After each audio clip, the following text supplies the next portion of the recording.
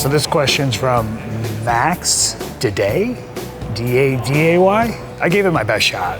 What's your favorite thing about Michigan? You're looking at one of them, like DIA is the shit. But on top of that, there's so many other things in the downtown Detroit infrastructure, right? So going to Belle Isle, going to the Heidelberg Project, all these awesome concert venues all over the place, like Sanctuary or Loving Touch or the Magic Stick. Probably my favorite thing about Michigan. And we get all 4 seasons.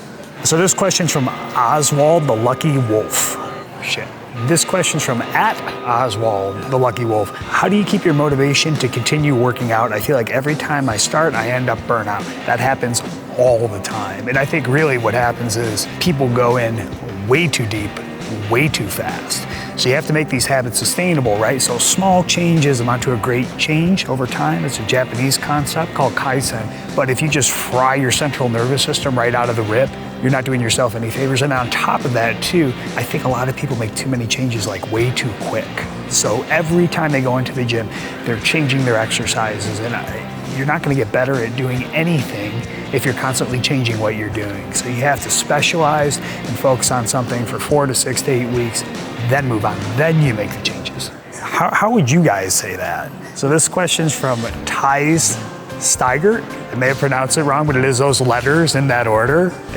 What's one thing on your bucket list you still want to cross off? And probably don't need this. I definitely don't need this. I need this like I need a hole in the head. But I think I want to go for another college degree because WWE gives us pretty awesome tuition reimbursement, and I feel like it's just money on the table that I'm not using, and it's an incentive to go back to school. So either exercise science or sports psychology. But now I'm at that point where I've just been thinking about it for so long and I'm not pulling the trigger that I'm starting to get frustrated with this fork in the road. So I gotta make a choice and pick a path, go with it.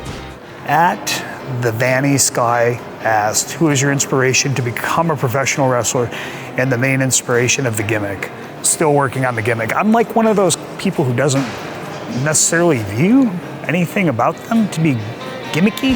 Well, if we're gonna go with aesthetic in lieu of gimmick, yeah, there are inspirations for that. So as far as my aesthetic went, when I went to New Japan full time, there's an anime, it's quite old, I'm dating myself, but called Hokuto no Ken, so Fist of the North Star, and I was just so enamored with that, and it's half martial arts movie, half Mad Max. That was where I drew a lot of inspiration, and that's morphed over the years. And what I found is that a lot of people started to have similar aesthetic components that myself and Sabin had.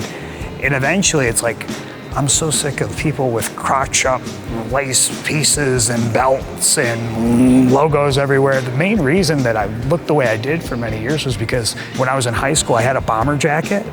You go to punk and ska shows, you get patches and you just find space for them. I thought I'd take that into the pro wrestling realm. So if you go way, way back, that's where a lot of our gear inspiration came from.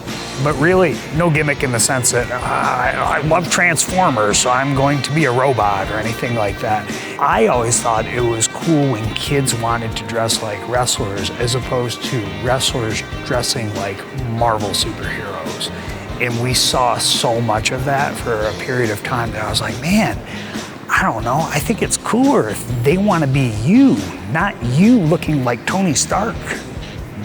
Inspiration for pro wrestling, I remember vividly going to a WWF house show in 1994, and the opening match was Hakushi against 1-2-3 Kid.